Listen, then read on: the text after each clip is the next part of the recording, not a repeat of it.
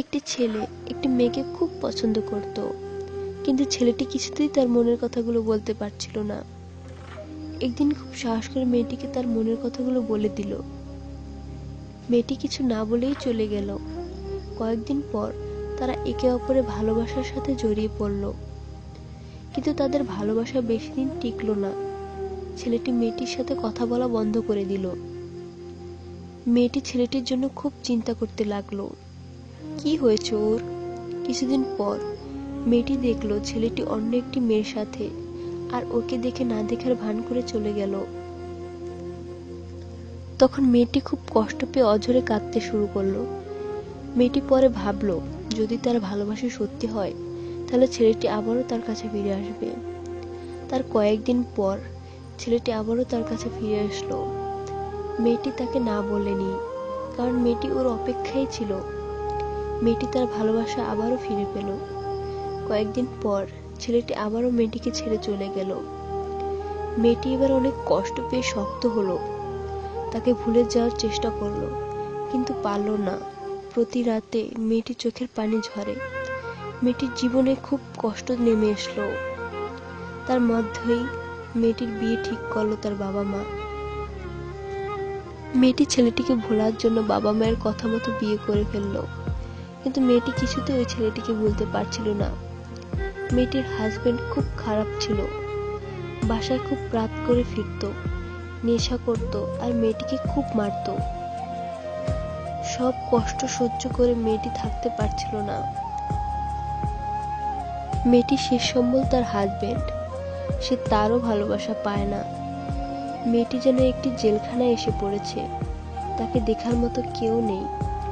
1 বছর পর তার বাবা মা একসাথে রোড অ্যাক্সিডেন্টে মারা গেল। মেয়েটি এখন আরো একা হয়ে গেল। তার জীবনে চলে এলো এক কঠিন কষ্টের মুহূর্ত। তারপর তার হাজবেন্ড আরো খারাপভাবে তাকে অত্যাচার করত। মেয়েটির কষ্ট দেখার মতো আর কেউ নেই। মেয়েটির জীবনের সুন্দর মুহূর্তগুলো তার মনে পড়ে না। মেয়েটি সেই ছেলেটির ছবি বুকে নিয়ে অঝরে কাঁদে। এখনো একটু ভোলেনি মেয়েটি ছেলেটিকে।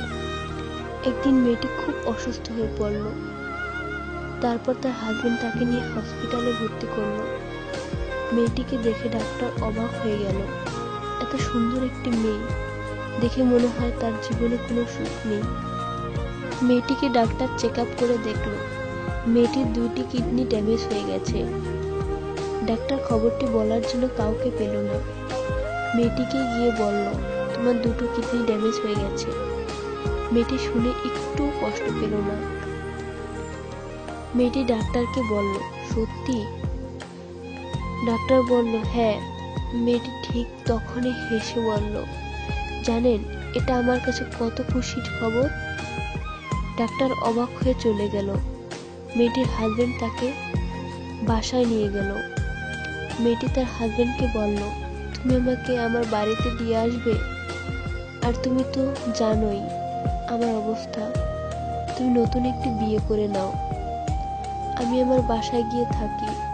মেয়েটির হাজবেন্ড তাকে তার বাসায় দিয়ে আসলো আর নতুন একটি বিয়ে করে নিল।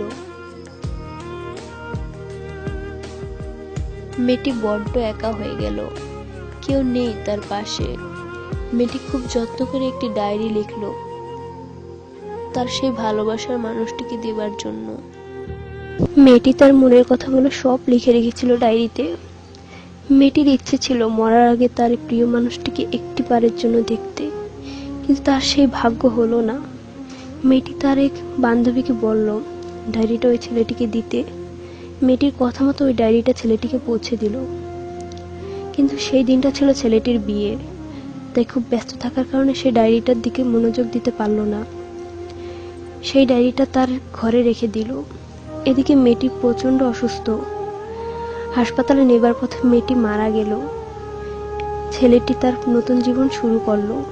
একদিন ছেলেটি ডায়েরিটার কথা মনে পড়ল। তারপর সে ডায়েরিটা নিয়ে বারান্দায় বসে পড়তে শুরু করলো। কেমন আছো তুমি? জানি ভালোই আছো, ভালো থাকারই কথা।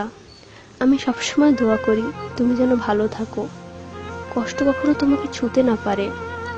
কষ্ট কি জিনিস তা আমার থেকে ভালো আর কেউ জানে না। জানো, অনেক স্বপ্ন ছিল তোমাকে নিয়ে। ভেবেছিলাম তুমি অনেক খারাপ, কিন্তু না, আমি এমন একটি মেয়ে যার জন্য ভালোবাসা সৃষ্টিই হয়নি। জানো, এখনো মনে হয় তুমি ফিরে আসবে, কিন্তু এটা সম্ভব না। তুমি চলে যাওয়ার পর যে কষ্টগুলো আমি পেয়েছি, তার কাছে পৃথিবীর সকল কষ্ট হার মানবে। এখনো মনে হয় তুমি আমার পাশে বসে থাকো, তোমাকে এখনো অনুভব করি। বাবা মা মরে গেছে, আমিও আর বেশি দিন চাইলেও বাঁচতে পারবো না, কারণ আমার দুটো কিডনি ড্যামেজ হয়ে গেছে। ইচ্ছে ছিল মরার আগে তোমাকে দেখব, কিন্তু তা তো আর হবে না। যদি সময় হয় কবরটি দেখে যেও। তুমি ভালো থেকো, সুখে থেকো। ডায়েরিটি পড়ে ছেলেটি নিজেকে অনেক বড় অপরাধী বলে মনে করলো। তখনই সে একটি গোলাপ নিয়ে দৌড়ে গেল মেয়েটির বাসার সামনে। বাসার সামনে গিয়ে দেখলো 3টি কবর, একটি কবর নতুন করে দেওয়া হয়েছে। ছেলেটির চোখ থেকে যেন এই প্রথম মেয়েটির জন্য পানি ঝরছে। ছেলেটি মেয়েটির কবরের উপর গোলাপটি দিয়ে চলে গেল। এইভাবে প্রতি বছর এই সময়টা ছেলেটি এসে মেয়েটি কবরের উপর একটি গোলাপ দিয়ে যায়।